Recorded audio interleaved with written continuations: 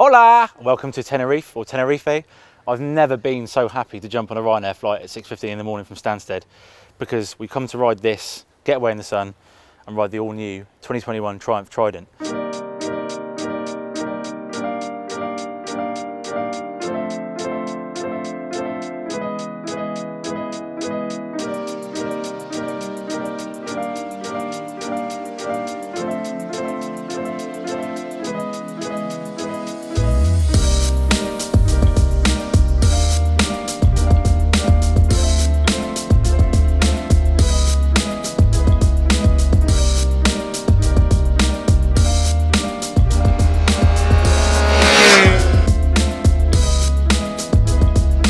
Now, regular viewers would have seen the tech piece that I did at the pre-launch at Hinckley, so I'm not going to get too deep into the sort of technical aspects this time around, but if you want to see the geometry geeky bits and what makes the Trident tick underneath its clothes, then go and have a look at that video. But let's start with the engine. Obviously, it's a triple. It's been derived from the street triple, which isn't a bad base, obviously. It's 660cc. There are 65 new components from the street triple. The gearing has been shortened in first, second, third and fourth, but made longer in fifth and sixth. The cam timing and duration has been altered for better low and mid-range performance. And Triumph claim you get 90% of torque delivered between 3,500 RPM and 9,000 RPM. So it's going to be a very, very flat linear curve. In terms of the chassis, we have a steel tubular jobby on this bike. It weighs 189 kilograms wet, so it's in the ballpark figure for its rivals. We've got Showa suspension, non-adjustable, adjustable preload on the rear, and we've got non-radial Nissin brakes. In terms of electronics, it's quite simple. We have road and rain mode, and the traction control and throttle map is adjusted in those modes. You can turn traction control off, just in case you want to, perform a few moves. But ABS has to remain on full time thanks to the Euro regs. Triumph are basing this bike in the budget middleweight sector, so we've got bikes like the MT-07, the Z650 and Honda's CB650. So to me, on paper, I mean, with the street triple as a base, it's absolutely gonna obliterate those bikes. But this is the big thing. It's £7,195. So in terms of budget middleweight naked bikes, it slots right in there. And Triumph are aiming this bike at new riders, trying to get new riders onto Triumph bikes, into the brand. Also worth pointing out is Triumph claim 60.1 miles per gallon. So we're going to go out now and see if we can get it a bit lower. Black and white, or this silver and red arrangement. Well, I think it's about time we saved the front tyre. Hashtag save the front tyres. And she does sound pretty naughty, actually. I've got to give you that.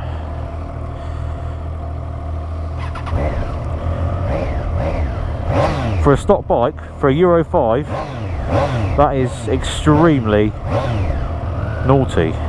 So first thing to do is into main menu, bike setup, TC off. Thank you very much. Quite a like minimalist dash, I like that. Oh, feds. That's Vanessa. Ah, welcome to Tenerife. Tenerife. Cheers, Nige. Throttle is very, very soft. Feels quite digitalised and ride-by-wire-ish. Of course, this bike isn't designed, or isn't being designed for, apparently for hooning around. It's it's an entry-level budget middleweight. Oh, it does feel very, very agile, like a water boatman on amphetamines. Blimey, it is a proper super sharp shooter. Brakes are very good. I mean, obviously they are budget, Yeah, it does feel, I cannot get over this. I mean, look, its rivals, the MT-07, the Z650, the CB, not so much, but those other two twins, they are proper little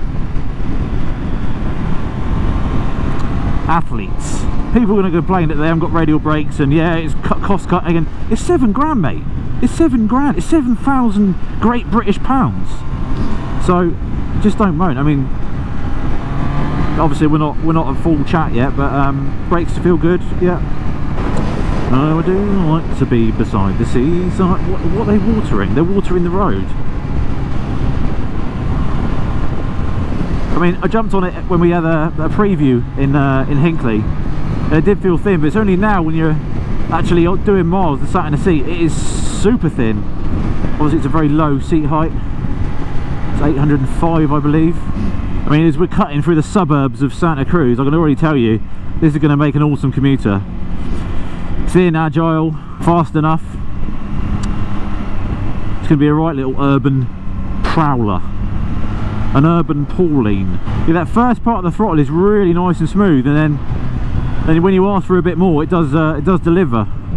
So I'm guessing that's part of the Triumph's ethos for directing it at newer riders and getting other riders onto Triumph bikes. My first Triumph, they're calling this, because really they've got nothing else, you know, apart from obviously the retro stuff, you know, the Thruxtons and the Speed and Street Twins, etc. But in terms of a proper kind of sporty numbers and naked numbers, this is they haven't had anything apart from the Street Triple, so this is their answer to it. We haven't got a quick shift on the bike. That is an option, but we haven't got it on the bike today. We do have heated grips, however, because it's going to be 4 degrees up in the mountains, and yeah, bloody freezing. Oh yeah, come on, let's have it. Let's shred the side of those tyres. Pegs are quite vibey, and the seat isn't the most comfortable. I mean, we'll only be going sort of 20 minutes, but yeah, it's not too bad, the seat. But yeah, a little bit of vibe through the pegs. I guess that's the budget nature. I don't know. I mean, it kind of goes. Oh, there we go. Kind of goes without saying that, you know, the sort of low speed drudgery, it pisses it. Clutch is beautifully light. Nice, decent throttle connection. Like I said, it's a bit digitalised, a bit sort of arcadey, but decent nonetheless. And it's light, it's flickable, it's intuitive, it's easy. It's going to make a perfect little commuter hack. Oh, dampness on the roads. Dampness on the roads. Oh, it takes some clutch in mind. It takes some clutch in mind, Nige. It's lost none of the seconds of a Street Triple, that's for sure. Of course, the higher we get up, the less power we're going to have, the more clutch abuse this is going to have, in order to hashtag save the front tyre. Oh, there she is! There she is, Nige! Yeah, as I said before, it looks very short and it feels very short.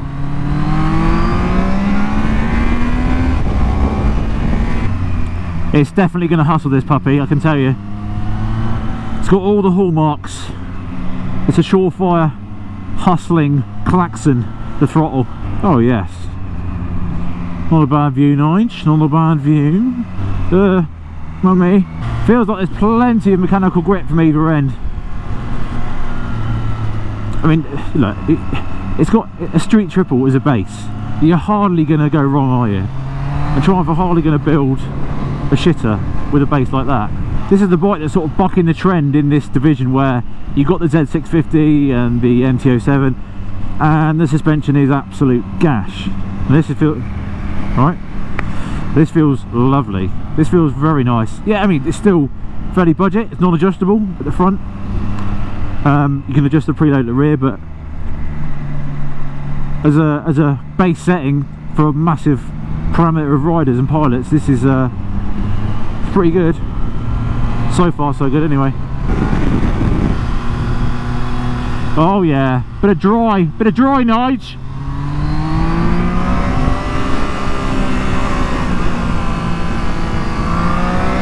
Oh my god. Come to Tenerife, they said. It'll be sunny, they said. Time for a coffee. Nice bit of a zoom on anchor with the feds, and yeah. What's going on? I cannot get over how agile this thing is.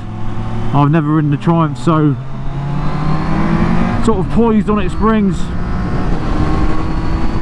know, obviously Triumph have looked at the NT07 and those other rivals and gone, right, okay, we need to make it sharp, baby. Oh yes.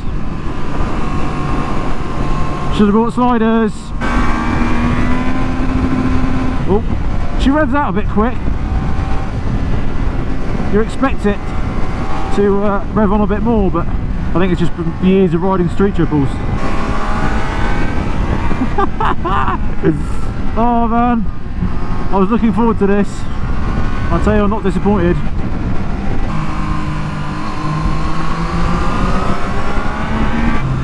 I mean, think budget street triple and you're not too far wrong.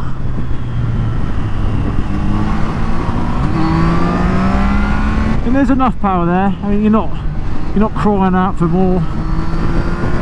Your right wrist isn't screaming for it, Nige. But I've only been on the bike an hour, but it's safe to say this will utterly destroy an NT07, the Z650 and the CB650. And like I thought originally, I don't, you know, a lot of people on Twitter, people on Twitter are asking, how do you know? It's like, well, it's got a street triple base, and it's not going to be much worse. Yes, it's cheaper. It's not going to be much worse. I mean, you've got to be a bit fussy on gear change. You know, it's quite a bit less than the 675 street triple in terms of power, and it is a little bit wheezy. But I guess, you know, we're quite high up a mountain as well, which kind of exaggerates that. But definitely prefers higher revs if you're spanking it.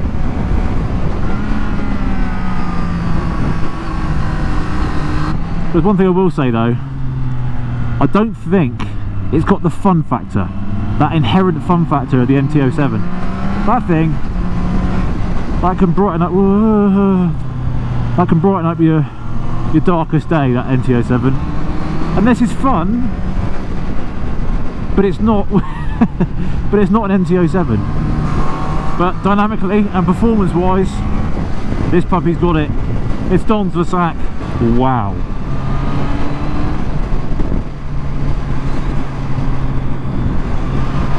Splendor.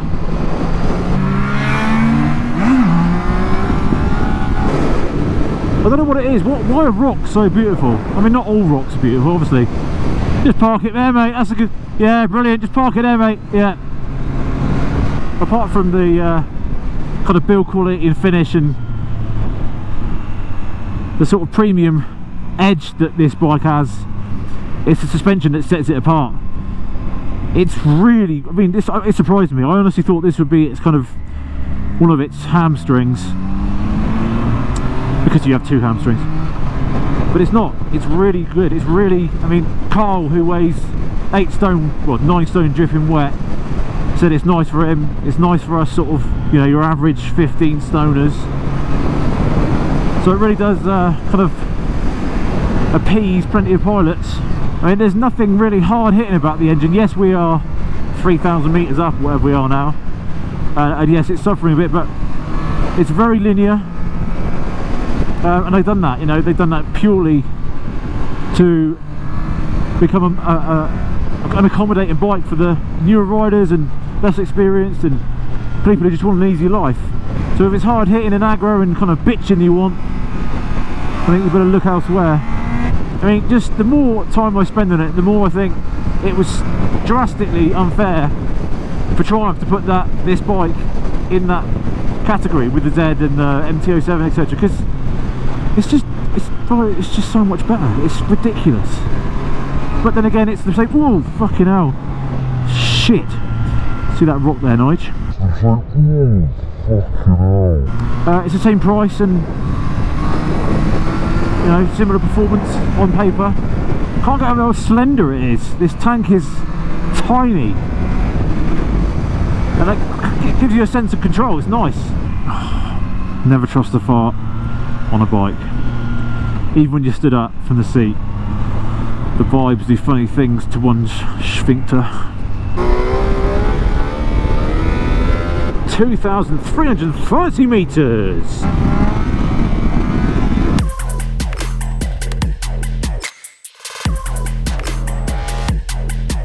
got to say, as we stopped to do some tracking then, and the roads were slippery, piss wet, horrible.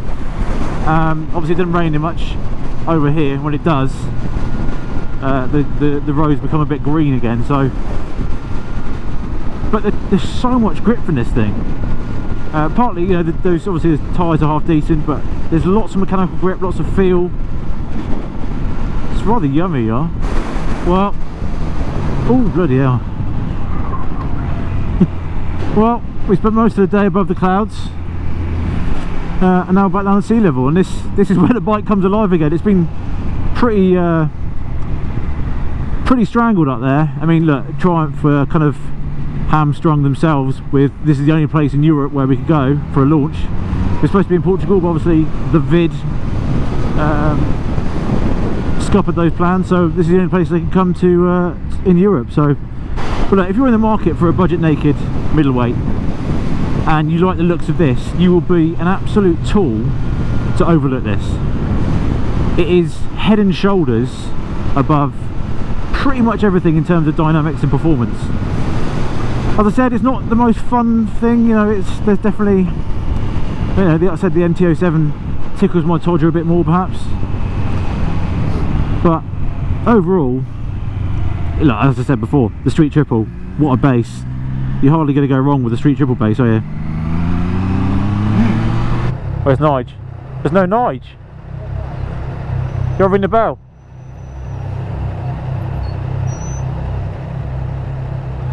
Look at the state of him. Look. Skinny biker jeans with City race boots on the outside. I mean, a British Superbike racer, I would have thought, especially a young one, I would have thought that they would have kind of avoided these fashion faux pas, but... Hey Taylor, how are your boots working out? Now, for years, the budget naked middleweight class was just that, very budget. It was littered with sparrow limb suspension and other sort of part spin specials and just sort of guff components really. But slowly over the years it's evolved, and now it's a really exciting class. And thanks to the Trident, or bikes like the Trident, it's about to take a big step forward again. Now, ultimately, you could put this 660 triple engine or any Street Triple base engine into anything. Now, you can dress it up as much as you want. You can put a Trident badge on it and make it a bit funky styling. But whatever happens, you put this engine into a shopping trolley and it will still be peachy. Think budget Street Triple and you're not far wrong. Dynamically, there is absolutely nothing wrong with the Trident 660, although some will naturally compare it to bigger and better rivals due to its DNA. Our rough calculations suggested the 660 lost just under 10% of its power while being suffocated at 2,500 metres above sea level, but even at sea level, more experienced pilots will find the delivery docile. It's not a bike that you jump on and get instantly aroused. It's friendly, very unintimidating, and is a piece of piss to ride at any speeds, in any environment, which was exactly what Triumph's design brief was set out to achieve. Now, I tried to answer as many of your pre-ride social media questions on the ride itself, but here's a few more. Alan Thompson says, ask if the Speed Triple is kicking around. No, we haven't seen it lurking in the bushes or anywhere around, so no, I haven't seen it yet. Another banger from Ollie Lovelace. Does it have a proper bike feel compared to the NT07, which feels a tad undersized? Great question. This feels like a proper bike. Yes, it's low, 805mm, and a very thin tank, but it does feel like a proper big bike. There's some real substance to it. And like you said, the NT07 and other bikes in that range kind of, they feel a bit midi-moto. But yeah, banger question, Ollie. Jason Rose says, is it as good as an NT09? Well, Jason, it's kind of a different kind of market. The Street Triple is the NT09's rival. This is, as I said, the NT07's rival. Similar power, similar spec, similar price, etc. So, Matthew Perry asks, is the shock any good, stiff or saggy? You look at it and you go, well, that costs about £5 and you could probably buy it from Aldi.